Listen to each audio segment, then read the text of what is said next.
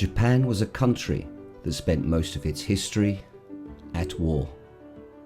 Province against province, warlord against warlord. The struggle for money, land and power was an endless series of battles, allegiances and legend. Armour was perfectly suited to the times, the terrain and the weaponry of the samurai. But how functional is it really?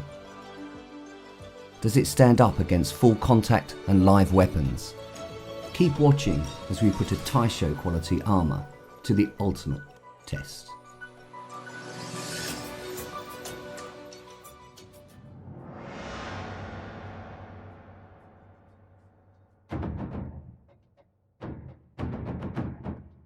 The iconic image of the samurai in full battle armour. Often works of art, allowing the warrior to stand out and be recognised on the field of war. But ultimately, it needed to be tough and versatile, allowing for movement and speed. Often worn for weeks at a time, it was hard wearing and easily repairable. Unique, practical, and designed to withstand the weapons of battle. Perfectly suited to the samurai warrior.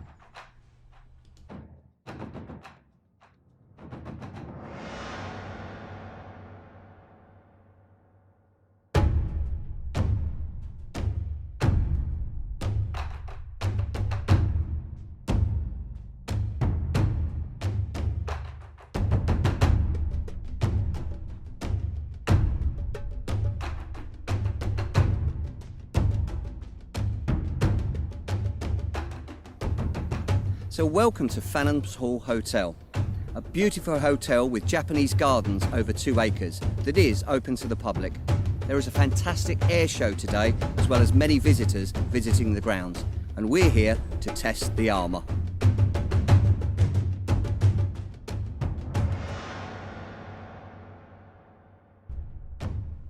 The Iron Mountain Armory has been handcrafting samurai armor since 2005. They offer the most authentic, economical, and customizable samurai armor in the world. They currently offer their armor in 3 separate classes. The Kachi class, or foot soldiers armor, is for the samurai on a budget. The Gashira class, or officer's armor, is crafted for a samurai who wants their armor ready for battle. The Taisho class, or general's armor, is meticulously handcrafted by the most experienced armorers for the samurai who wants the highest in quality. We used all 3 classes during our testing, including the tatami armor.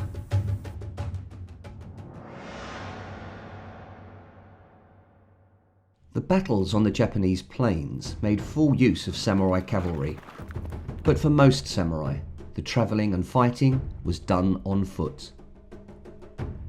Once the army reached the mountains and the high fortresses, horses became unsuitable and the real legwork began. This meant weeks or months spent walking, running and climbing, while carrying everything that they would need for the battles ahead. Samurai armour therefore needed to be comfortable and flexible, and allow the wearer to be able to carry out all of those tasks without hindrance. The armour should allow the ability to climb trees and scan the land ahead. Climb to the mountainous fortifications of enemy strongholds, all the while dressed in armour.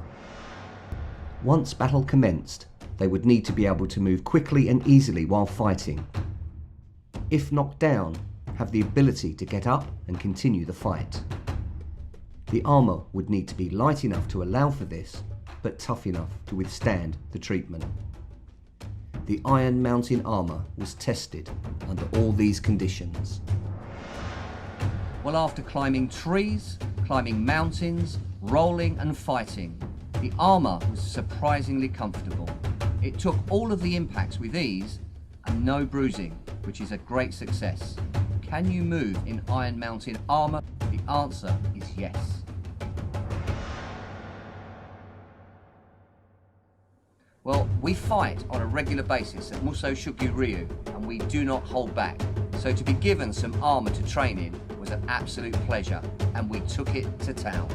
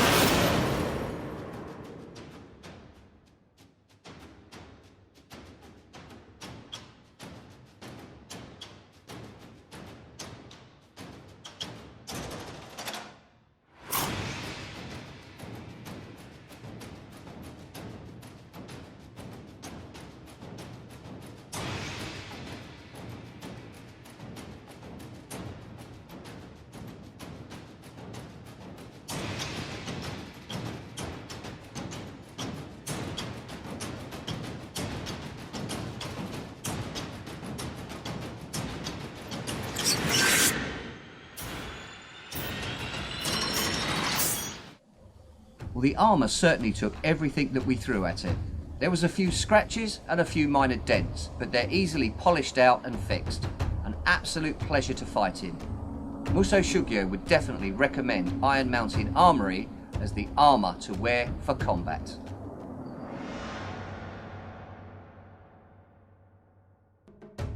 The tachi and katana are both swords worn by the samurai.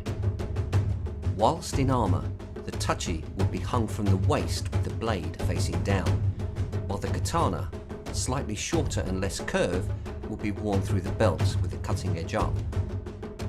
Despite popular opinion, the sword is not a main battlefield weapon, as it is ineffective against most armours.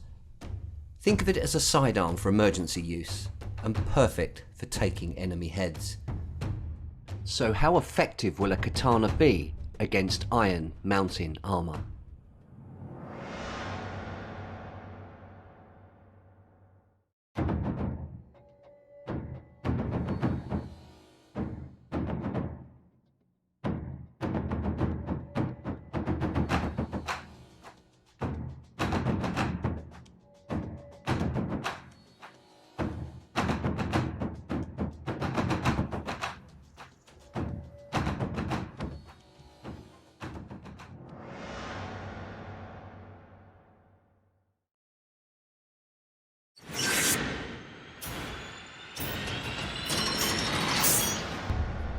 We decided to test this particular Taisho class suit of armor because we've trained with it for over a year in the heat, rain, and snow, making it a lot like a suit of armor a samurai would have worn after a long march into battle.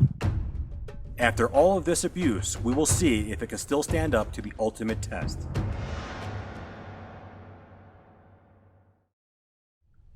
So the first two strikes that we're going to look at is the kabuto, the helmet, and the do, the body. We're going to bring the sword straight down on top of the helmet. Now I'm not expecting it to work. The helmet should absorb the blow. We're then going to move through with a good strike to the chest or the do. Now this could penetrate. It'll be interesting to find out. Let's see what happens.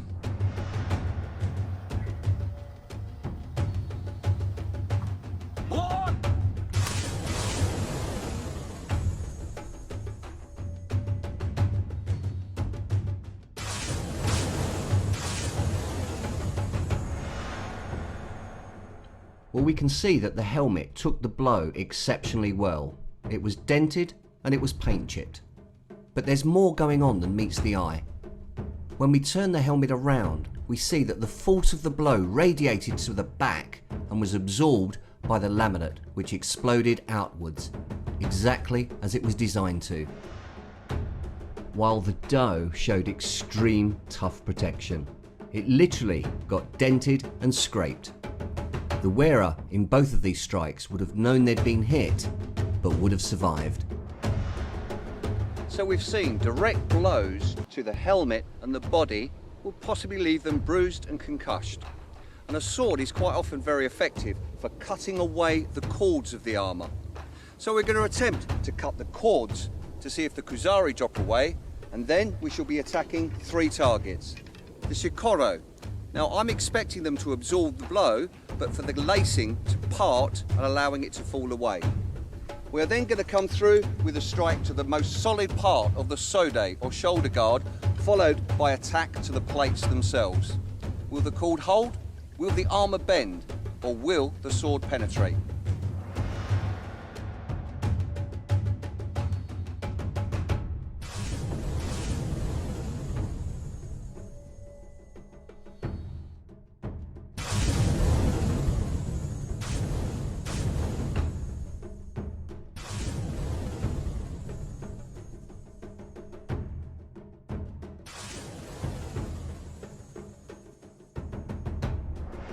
The sword cut through the cords with ease, although it may take several cuts for the armour to fall away.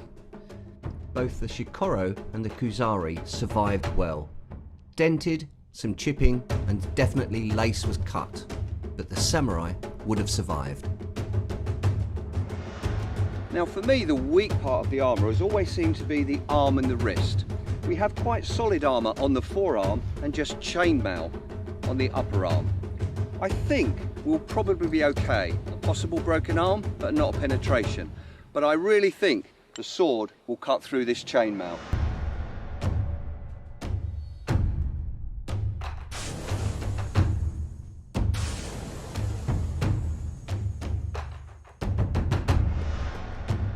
Well, I wasn't surprised that the strike to the lower part of the arm didn't penetrate.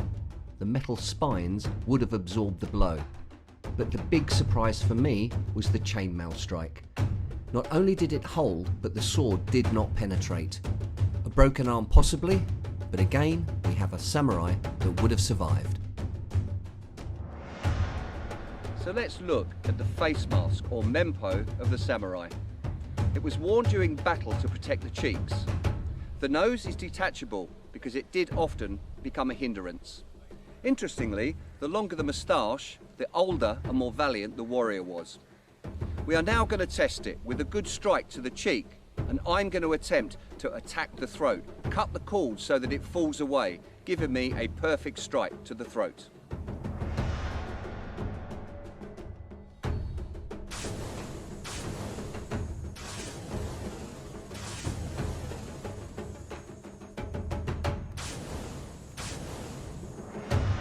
Well, the mempo took very minor damage. I'm sure the warrior would have had a broken jaw. The cords were very easy to cut, exposing the throat for a secondary cut later. I'm really interested in this next strike. We're going to attack the padding under the shoulders. Now this has lovely little hexagon patterns, but within that are small metal discs to help protect the wearer. Will the sword penetrate?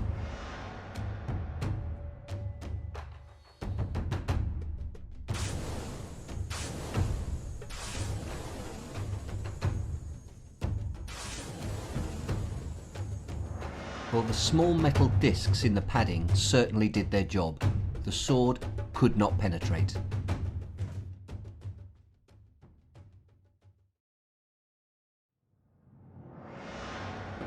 The Ryujin sword certainly had a test of its own today. Before we attack the armour, we test cut against a dry bamboo mat, one of the toughest things to cut cleanly, and it went through like butter. And after battering the armour mercilessly, I fully expected it to be blunted. A lot of chips, damage and possible bending. But the sword itself survived perfectly. It is straight with a few minor chips that could be polished out. But can it still cut? Well, we found out. We cut again, some dry bamboo matting, and it went through with ease. Ryujin swords have proven to be swords of quality.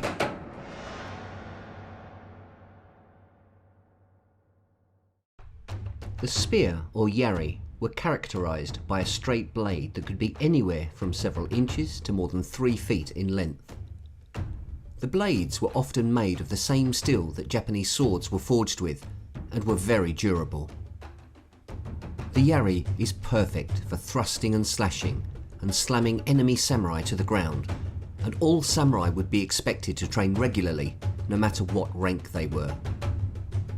How will the Iron Mountain armour stand up to the thrusts, slashes and strikes of a yari spear? The yari was the primary weapon of the samurai on foot and also on horse.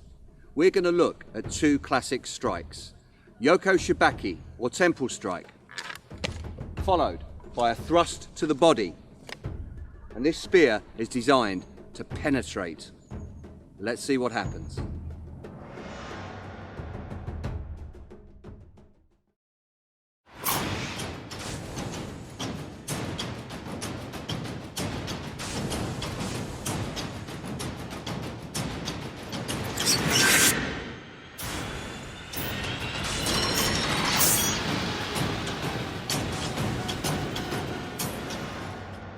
The Yoko Shibaki strikes proved to be ineffective against the armour, even though it had already been struck hard by the swords.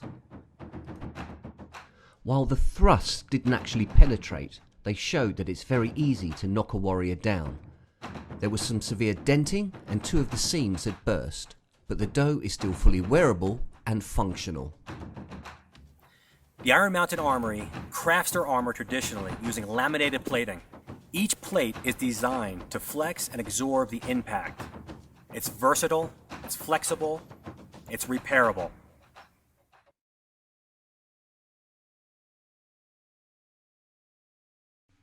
The Yumi bow is exceptionally tall, standing over 2 meters in height, and unique in design and use.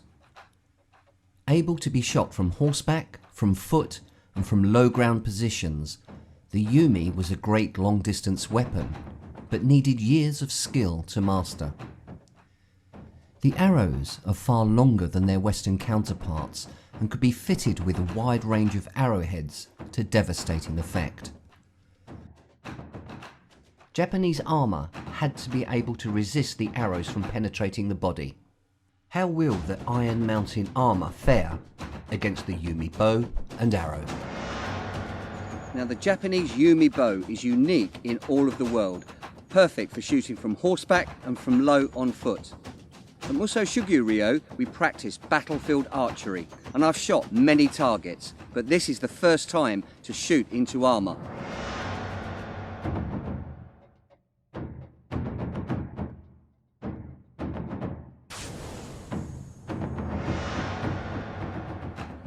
The arrow definitely did not penetrate, but it was purely a target arrow. I can't help but wonder what an arrowhead would actually do to this armour, and I've decided to find out next.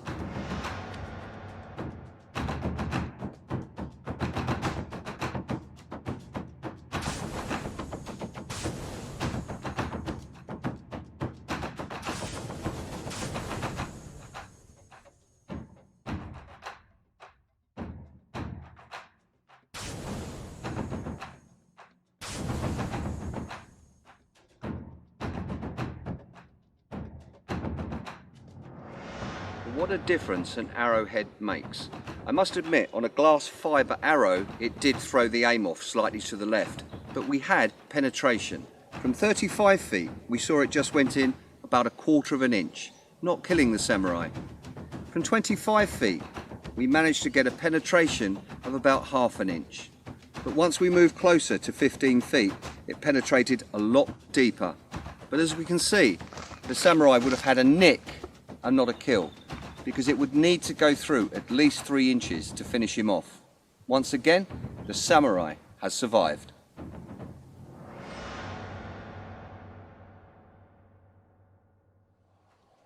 Well, one thing with me, the armour has survived so well so far, I'd like to give it one more test.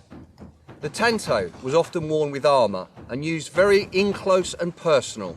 Let's see what it does to Japanese armour.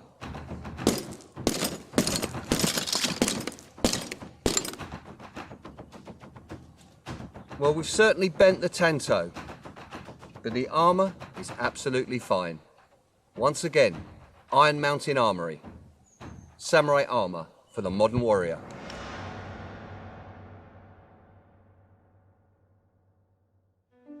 As you can see, the samurai armor crafted by the Iron Mountain Armory holds up to the test. Everything that we put the armor through grappling, fighting, sparring, climbing trees, scaling mountains, it standed up to the test. It held its own. And still, the armor works as it's designed to. It's versatile, it's flexible, it's repairable. The Iron Mountain Armory and Ryujin swords are crafted traditionally. They're the most authentic, economical armor and swords on the market today. Of all the questions we are ever asked, the most common, is it really wearable? Can you move in it? Is it comfortable? Is it strong enough for martial arts training? Don't just take our word for it. You've seen it for yourself. The answer is yes. Iron Mountain Armory, traditional Japanese armour for the modern warrior.